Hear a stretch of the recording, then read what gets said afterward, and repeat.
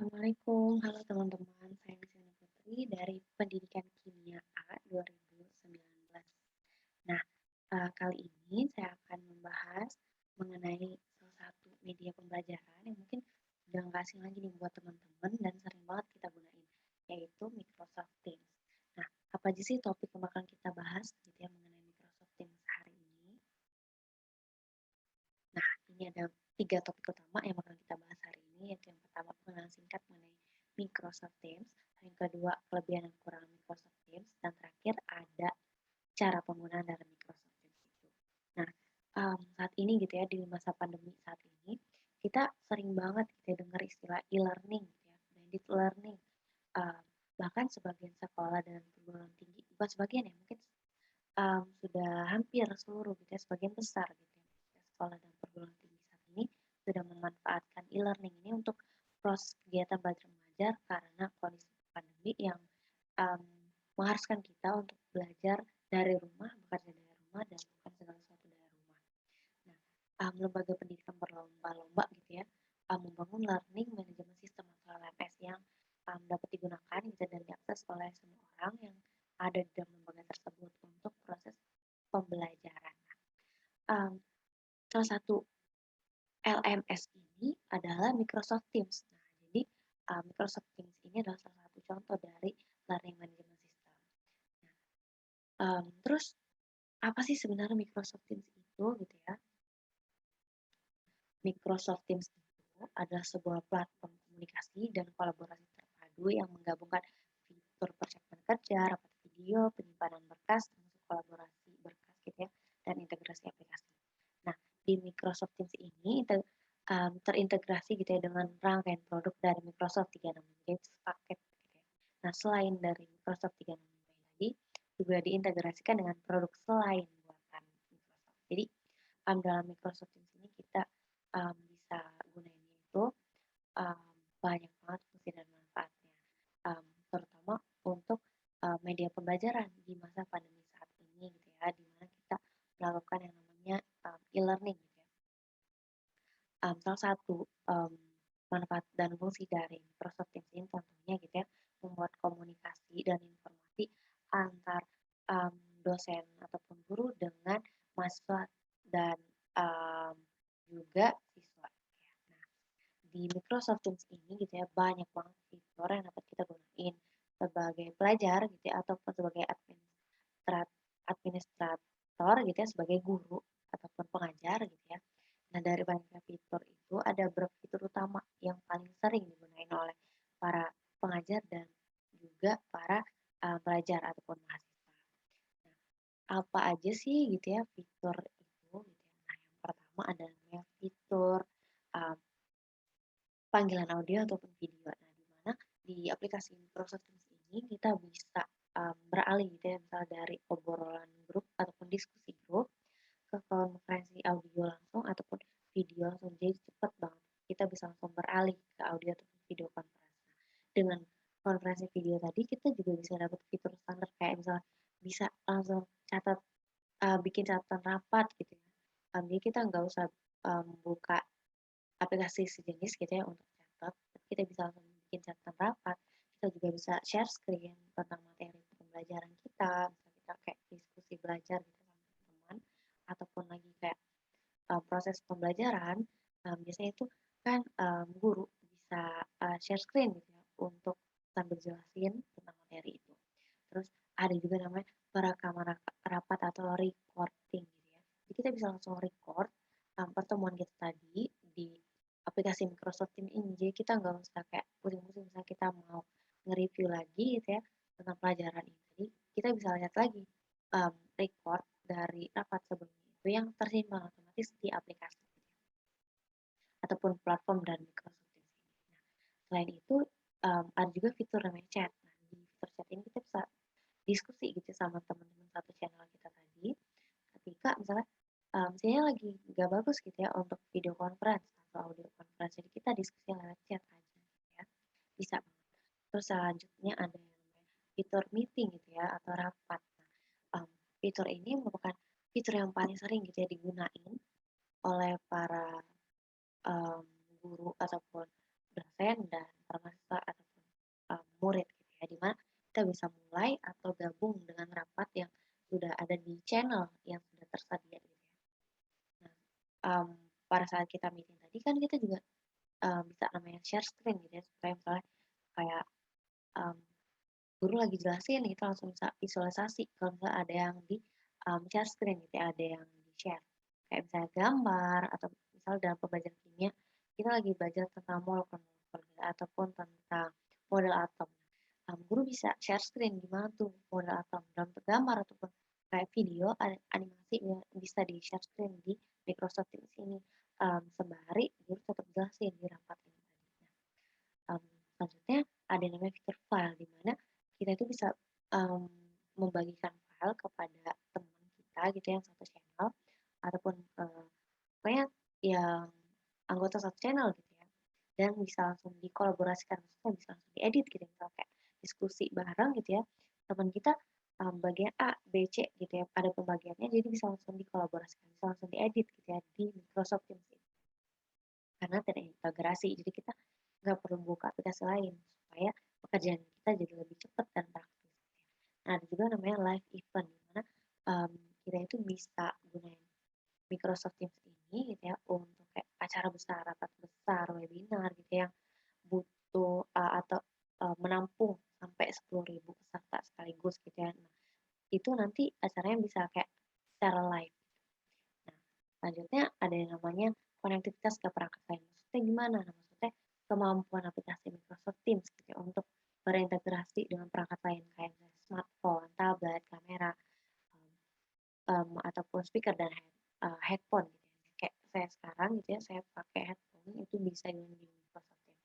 Jadi Microsoft Teams ini bisa kita akses tidak cuma lewat komputer ataupun laptop, tapi bisa kita akses juga lewat smartphone, tablet gitu ya, bisa semuanya di MacBook gitu ya, karena sudah tersedia di Play Store ataupun di App Store untuk para pengguna iOS gitu ya, ataupun nah, kemampuan integrasi ke aplikasi lain ini tentunya kayak menambah gitu efisiensi dari uh, Microsoft Teams ini.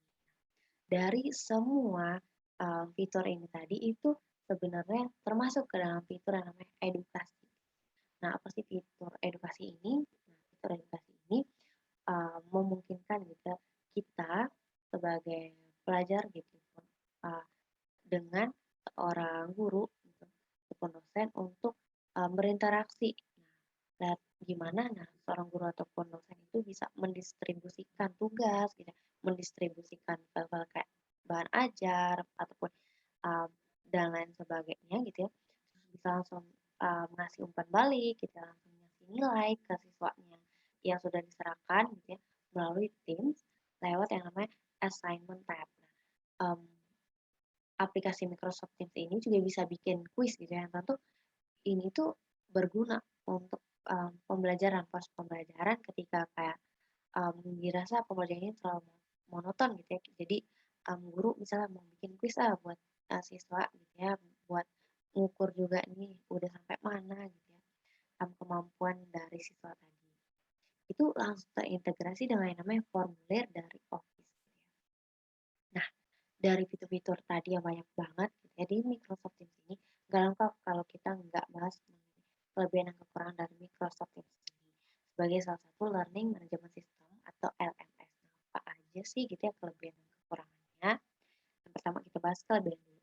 Nah, fitur dan fungsionalitasnya itu menarik. Gimana maksudnya tampilannya itu menarik banget nih Microsoft Teams ini. Bisa kita lihat dari tampilan awal banget, interface awal, waktu kita buka itu ya.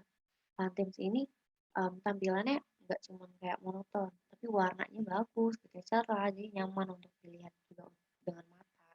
Terus Teams ini juga mengizinkan kita sebagai pengguna untuk mengatur tema tampilan. Jadi mungkin kan kita selalu natap layar ini kan lama, jadi kita harus nyaman untuk melihat itu. Kita bisa bikin dark mode supaya nggak terlalu terang gitu ya, atau bisa kita bikin dalam bentuk list gitu ya tampilannya, atau mau dalam bentuk yang awalnya kayak kotak-kotak gitu. Nah, karena nggak jarang gitu ya orang-orang tuh ngeluh sama yang namanya kualitas video yang buram atau butek gitu ya di video conference-nya pakai aplikasi yang lain sejenis ini. Nah, kelebihan dari Microsoft Teams ini yang lainnya yaitu kualitas video dan audionya tuh benar-benar HD gitu ya, benar jelas. Audionya itu jernih dan jelas, jadi bikin kita nyaman. Nah, videonya juga HD, jadi kita bisa kayak guru lagi ngejelasin apa sambil share kita bisa ngeliat jelas. Jadi nggak usah kayak menebak-nebak gitu ya, ini pelajaran apa segala macam apa yang lagi karena kualitas HD ini sangat diperhatikan oleh pihak Microsoft Teams dalam setiap aplikasi video conference gitu.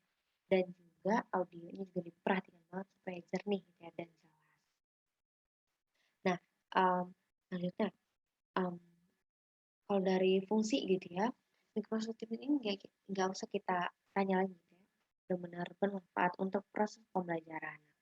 Fiturnya kan banyak banget gitu ya dan benar-benar mateng, jadi kayak berguna untuk proses pembelajaran di kala pandemi saat ini gitu ya, dimana kita nggak bisa belajar langsung gitu di sekolah. Nah, di Microsoft Teams ini kan fiturnya banyak gitu ya, dan terintegrasi ke aplikasi Microsoft lainnya secara langsung gitu ya. Kayak misalnya Word, Excel, PowerPoint, maupun OneDrive gitu ya.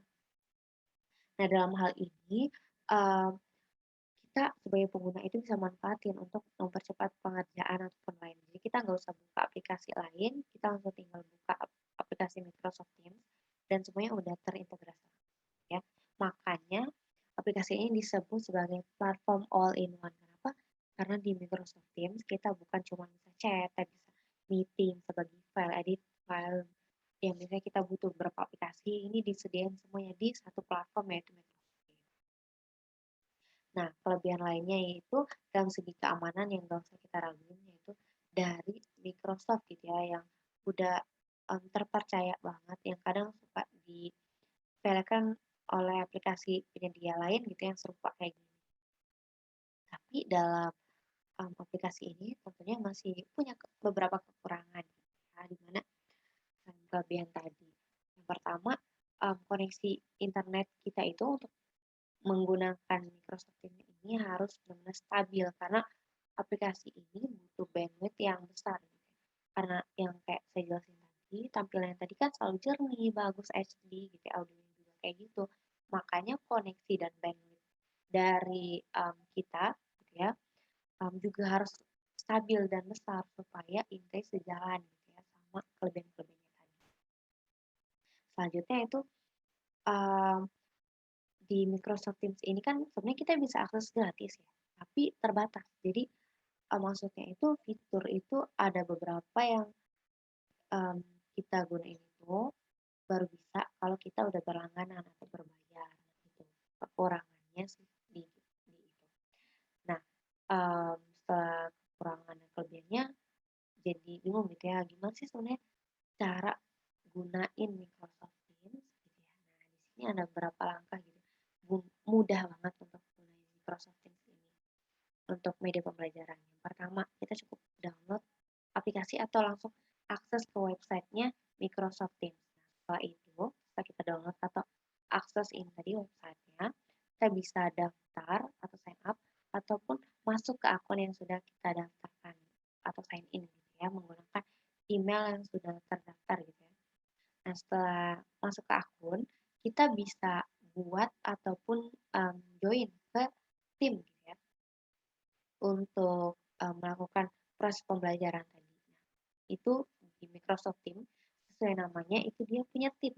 Nah, di dalam setelah kita join tim tadi, nah kita bisa lanjut ke langkah yang keempat yaitu kita bisa bikin ataupun join ke channel. Nah, channel-channel di dalam tim yang lain. Nah, di dalam tim ini nanti bisa dibikin channel. Misalnya kayak bikin kelompok gitu ya, bikin kelompok berapa 5. Nah, itu bisa dibikin channel-channel. Nah, di channel kita bisa join ke channel tersebut atau create channel tersebut kalau misalnya kita sebagai administrator. Nah, setelah kita join channelnya tadi, kita bisa langsung pilih tindakan yang mau kita lakuin. Kayak misalnya kita mau langsung rapat, atau misalnya kita mau gunain fitur chatting, kita mau gunain berbagi file, kayak misalnya untuk video conference itu udah bisa langsung kita lakuin.